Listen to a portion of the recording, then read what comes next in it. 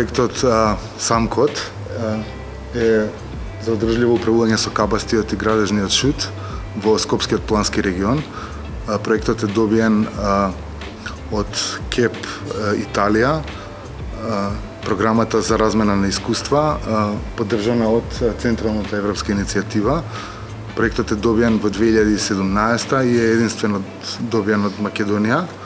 Во него учествуваат Универзитетот Ферара, кој што е еден од најстарите универзитети во Европа, невладината Гаја Цер и Институтот за градежништво и енергетика при ГИМ, Градежниот институт на Македонија.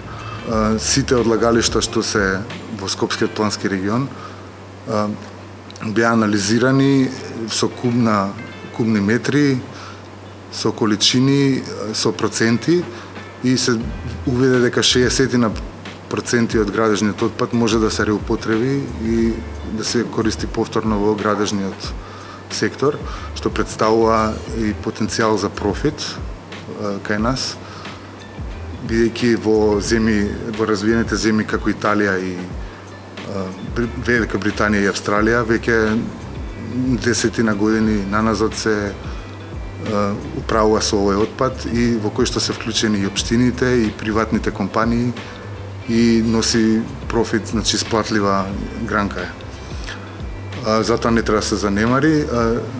Потоа со овој проект направивме план кој што ќе биде доставен до Министерството и до град Скопје за да се изнајде најефикасно решение за управување со овој отпад, од рутите за собирање на овој отпад до нивното депонирање и одлагање на депонија за градежен отпад, која што ја немаме моментално. Моментално 70% од отпадот се одлага на Дрисла и се надеваме овој проект дека ќе биде понатамошно реплициран и во другите региони, плански региони, како и пошироко во регионот.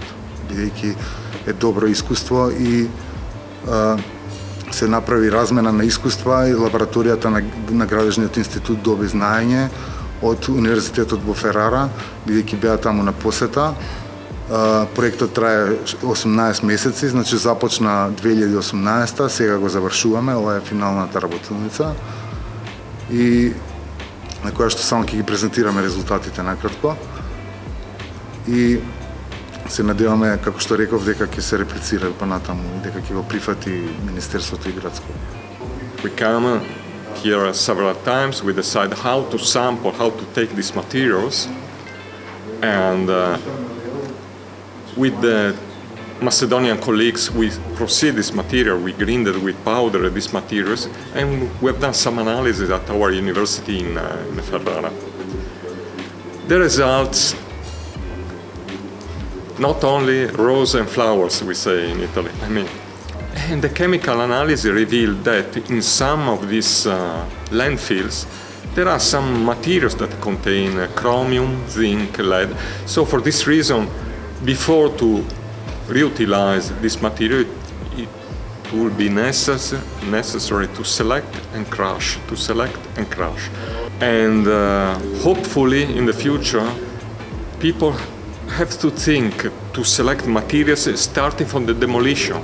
Just when you destroy a house, a palace or something, you have to start to separate things just to the beginning. This will be the best way to obtain materials that are perfect to be reutilized.